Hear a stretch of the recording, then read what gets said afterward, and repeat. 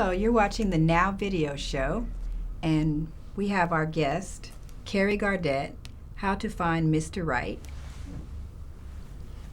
Good evening, VonTrue here, singer-songwriter, here with Miss Ronda. Rhonda Dixon. Good evening. Good evening. My name is Kerry Gardette, the author of How to Find Mr. Right. So, Mr. Gardette, what made you interested in writing this book, How to Find Mr. Right? You know, that's a really interesting story. My background is sales and marketing, and I had a great career working for Fortune 500 companies. And the interesting thing is that I found out that even though I loved what I was doing, my mission and passion was to actually motivate and show women and inspire them how to find their Mr. Right. So, I wanted to ask you, are you married? I've been married all my life. I got married when I was 19. Wow, that was pretty early. Yeah, but I was very fortunate in that the person that I met became my soulmate, and we've been together ever since. Great. And I hope that could happen for everybody. Do you really think that kind of a romance can happen in today's times? Because of course. There was like a different time back then. I was going to ask, what year was that? 1962.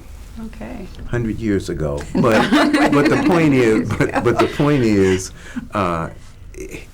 everything is relevant today as it was 100 years ago.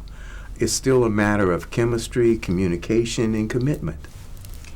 And how do you meet people when you have social media, when you have texting? You know, in today's climate, things have changed about how people meet and how they interact. That's true. I found that going through this process that truly the way things are set up with bars and clubs and even on online dating, those things truly are not working the way they should work. Mm-hmm. And I have created a way for women to actually find the men that they want. Okay. So, and can you give us a little bit more insight into how you coach people on how to find the man they want? If I could, I'd like to give you a little background on how all of this came about for me, if that's okay. Sure. Like I said, I'm a sales and marketing person. I'm at work, and this lady comes into my office, and she says, "Kerry, can you do me a favor?" And I said, "No problem." She said, "Can I take a personal call in your office? It's from a friend of mine who just broke up with her man, and I need to try to just kind of help her." I said, "No problem."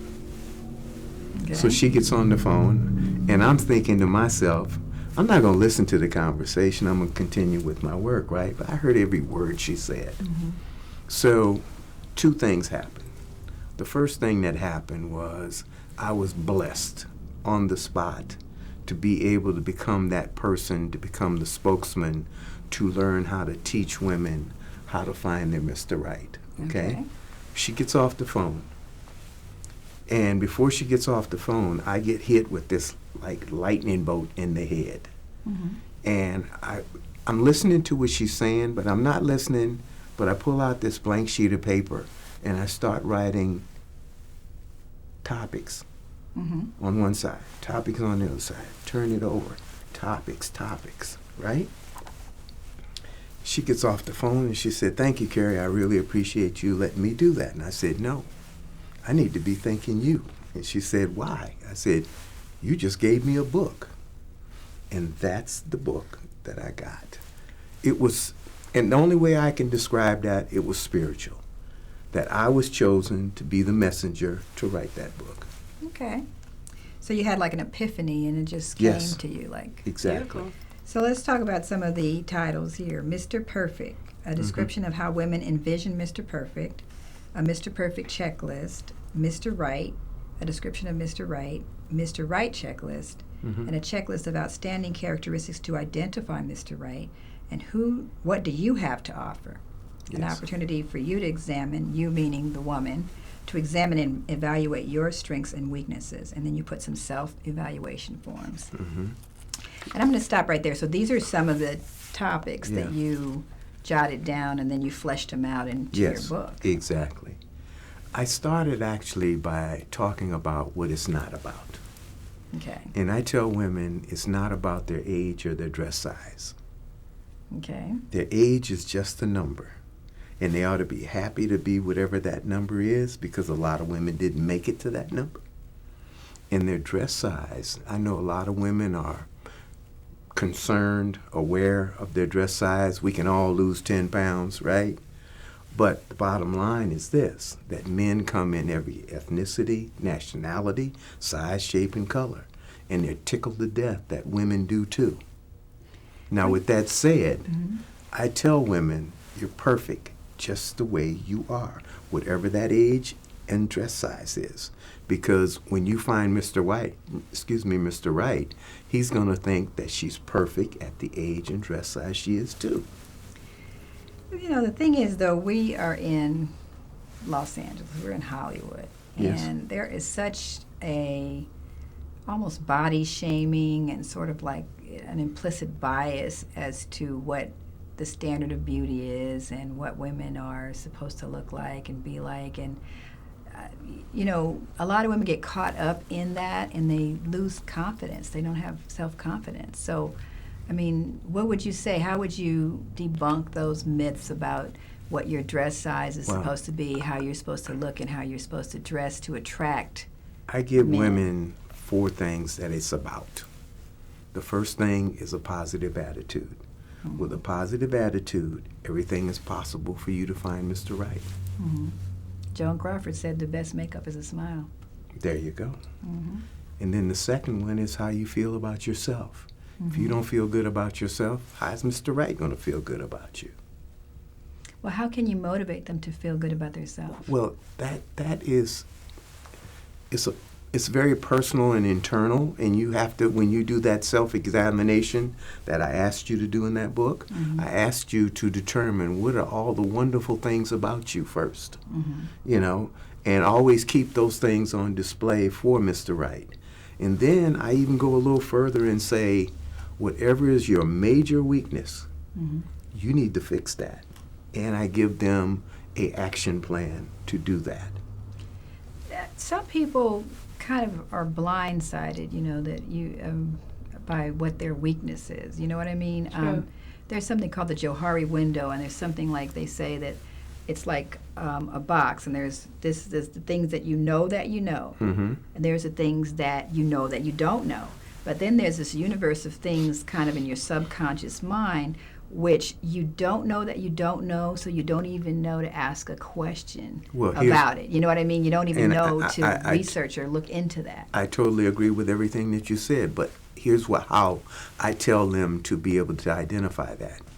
Get your 2 closest friends and have a serious come-to-Jesus meeting with them and say, what is it about me that you don't like and you think men don't like? That might cause a little bit of problem. No. They might not want to offend their friend by being totally honest. But the point is this: where are you going to get honesty from if you don't do it with a female relative or your best friend? I mean, if they can't be honest with you, you'll never hear the truth. Well, that can happen a lot because I'm the type of person, I'm like just the facts. And I don't mind, and I want somebody to tell me the truth. But I know for a fact that some of my friends definitely would not tell me. Let me elaborate on that a little bit too. I find there's a lot of women who feel that their relationship situations can never come in the way they want them to be, and that there's no Mr. Right out there for them. But I tell them that if you're willing to, number one, change how you think, and then look at all the options that are out there for you, but more importantly than anything else, to walk away from all of the negative people in your life. And when I say that, I'm talking about their relatives and their friends. Because those people love you, but on the other hand, they might want you to succeed and be happy, but then if they're not happy, they don't want you to be happy, truthfully. In a deeper level, if they're not happy with themselves, they can't. Exactly. How can you express happiness to anyone else? Exactly. So I completely So understand you that. have to walk away from those things and create you. And what's going to open that door for Mr. Right to come through that door? So basically, you're talking about kind of being the change you wish to see, or being who you become the person who Mr. Right would want to be with. You don't have him now. And why? Why don't you have him? And you have to examine and come up with those reasons why you don't have Mr. Right. And then for you to get Mr. Right, you have to change. And it all starts here first. Okay. And you have to be open to change and to do different things that you've never done before. For example, can you give me an example of maybe someone you're coaching, or maybe you can coach VonTrue? Okay, that's We up can to kind of her. see like if we can get That's- a live coaching session. Yeah. Well, the thing is, okay, VonTrue, Interesting. tell me, what is your man's situation? Huh. Or let me rephrase that and say, Please. what is your relationship situation?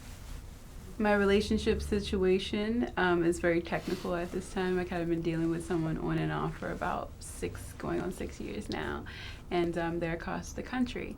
I'm here, and I'm, doing my thing and fulfilling my position in life. So we've been trying to work on it, and it hasn't been the best, like right now. Can I be very honest with you? It'll never work because it's long distance. You don't have access to seeing that person. Not only that, because and we've always been a bit long distance. I'm Mhm. sorry. However, he also has a traveling job. Mhm. So like that's always So that going to be keeps it, yeah. And then I'm an artist. You know what I mean? So when I travel for work as well, like it's always going to be that. Gotcha. So we always had that Gotcha. understanding when we met when we were younger. Gotcha. That, So that was the hurdles that you knew existed, Yeah. and you knew that you have to work around them. Yeah, absolutely. If you wanted to have that relationship with him. Absolutely. That makes sense. That makes Absolutely. sense. Well, I'll have to say I've never had good luck with long distance relationships. Very few do. They're difficult. Yeah. It's very difficult because, too many things can happen that will keep you guys apart, and obviously miles is one.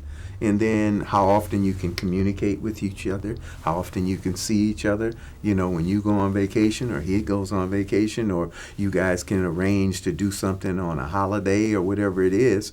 Those are the ways that you make it work. Am I correct? Yeah, absolutely. Also, at the end of it all, in my perspective, I'm like, what's stronger than the ultimate vibration of love? Nothing is stronger than that. So it's That's like absolutely you true. got to really know that it's for you, and you really got to work out the kinks and get over the hurdles That's if you really want absolutely it. correct. That's absolutely but, correct.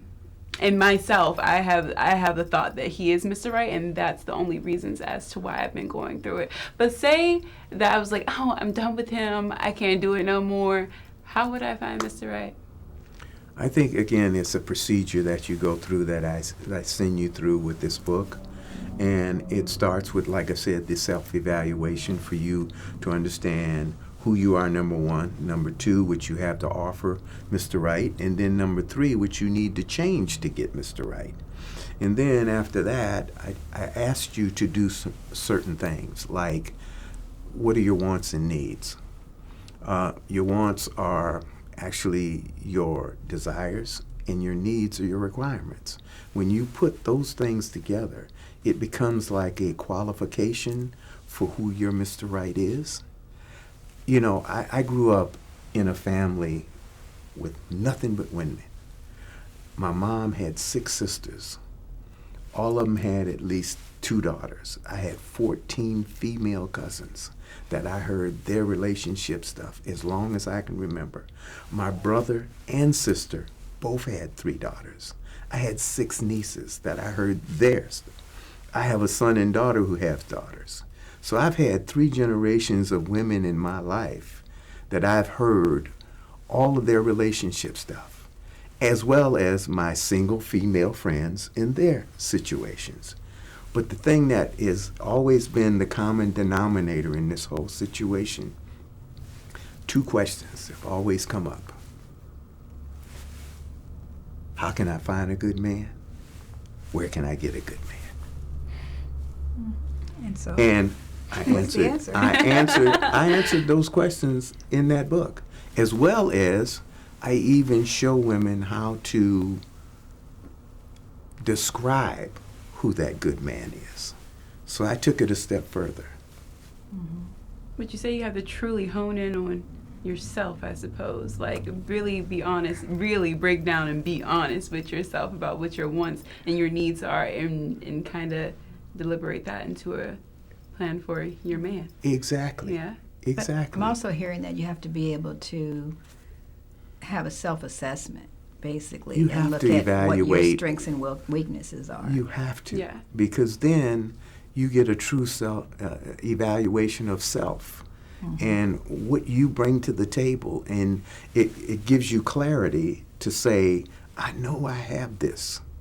And it gives you the clarity to be able to communicate that to Mr. Right, so he can see it and love you for having that, you know? Because I think that really what it's all about is knowing what you want and then going and getting it. Very true. You just said communication. The Communication factor. is number one on the list, because Absolutely. if you can't talk to somebody, how are you going to learn about who they are? You know, you have to have communication to find out what the common interests are that you two have, if you have any. And that might be the deal breaker, that this guy's crazy and he doesn't have any sense, he doesn't have any dream, he doesn't have a future, he's just, no. And that's why communication is so important. That's the number one thing, is communication. It is. And then the second thing is to find out how many things you have in common that you love, that you like to do, that you could do together and enjoy do together, right? And then the third is commitment.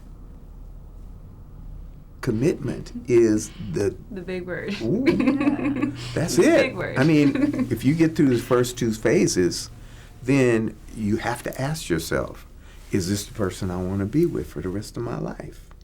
And if you say yes, boom, there it is. I have a question. Yes. Okay. So, Mm-hmm. when I was younger, it was a lot easier to meet men. You know, there were a lot more opportunities to meet men, and but as I get older, I find that there's not as many opportunities to meet men, and I'm not sure where to go to meet men. I mean, online is one issue, but you really don't know if you're being catfished online. Issue is You true. really don't know if that's a real person or if who that is. Okay, now let me ask both of you a question then.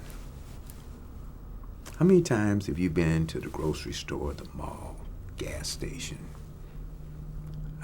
car wash, and this guy will jump up out of nowhere and you'll go, wow, that's nice?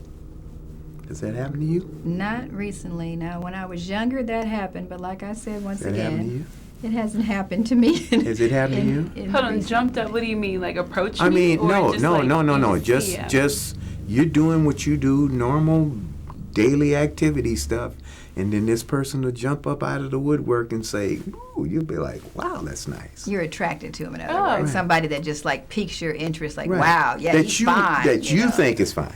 Yeah.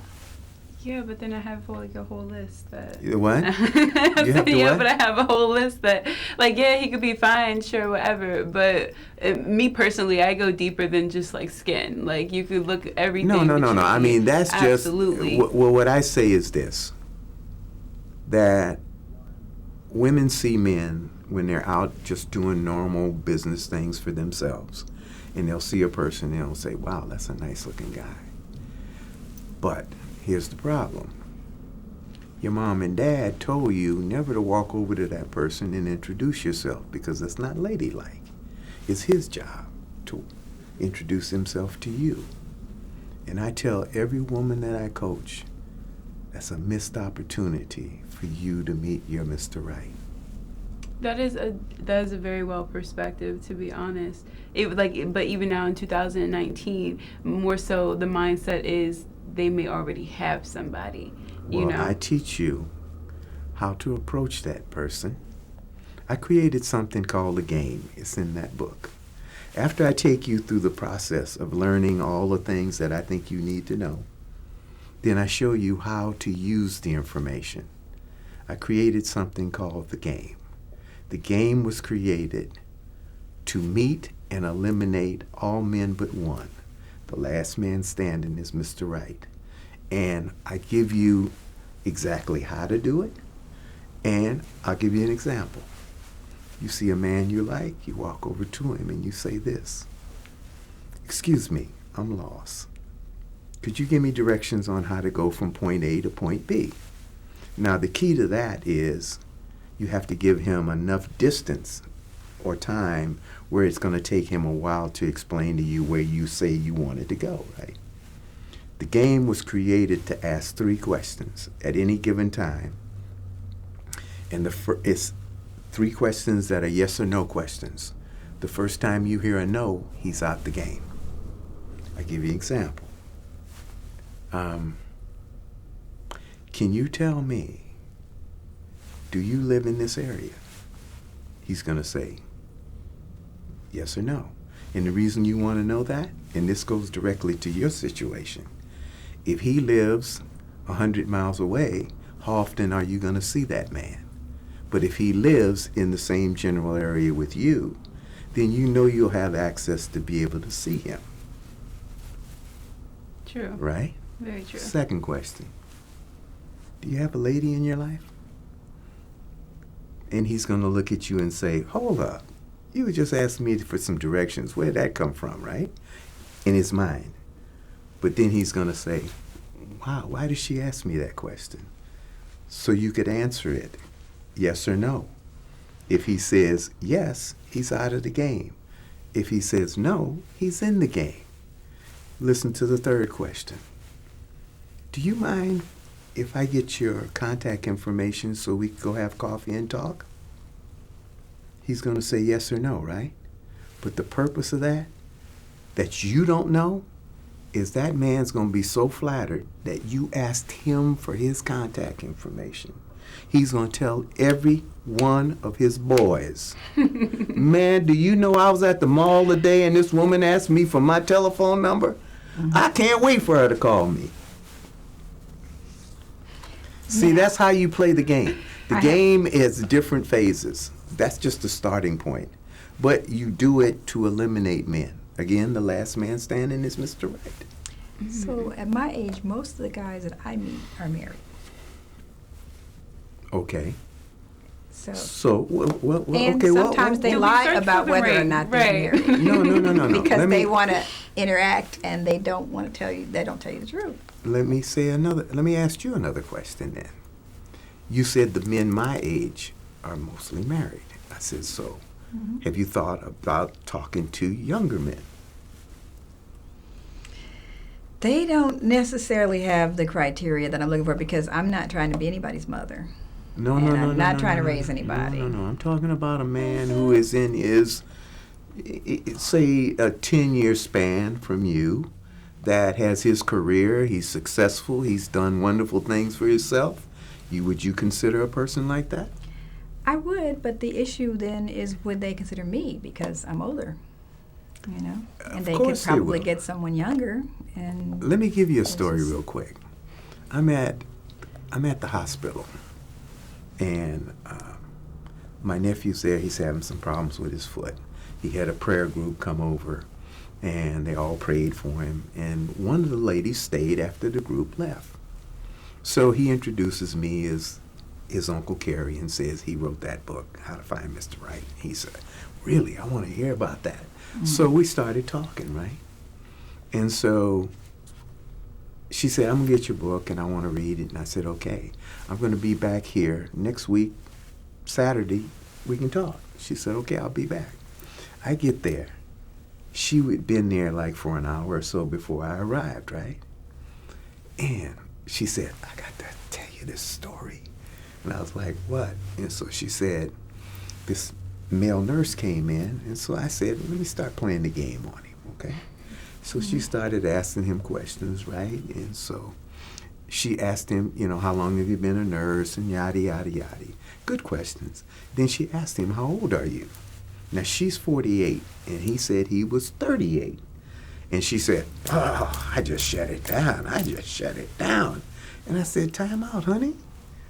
I said, if that was your Mr. Right, you gonna veto him because he was 38? And she looked at me, and I said, is that a deal breaker, 38? And she said, no, I don't think so. I said, that works to his advantage, doesn't it? And this has been really interesting, but we need to wrap it up pretty soon. Fine. So are there any final words? Okay. So I just wanted to ask you, is there something you want to have us take away? What is the most important thing about this book? Yeah. I would like, I guess, to describe who I wrote the book for. Okay. I wrote the book for a middle-aged women, single women, who have been successful in their career. They have everything that they always wanted, except they're home alone on the weekend watching a movie by themselves, wishing they had a man in their life, but not real sure how to find their Mr. Right. Mm-hmm. I show them how to find their Mr. Right. Great. Well, thank you. It's been really great, and thank you for coming on our show. This is Mr. Kerry Gardette, author of the book How to Find Mr. Right and VonTrue. Thank you. No, thank you both for having me on. I really enjoyed it. Thank you. Thank you. Thank you very much. Mm-hmm.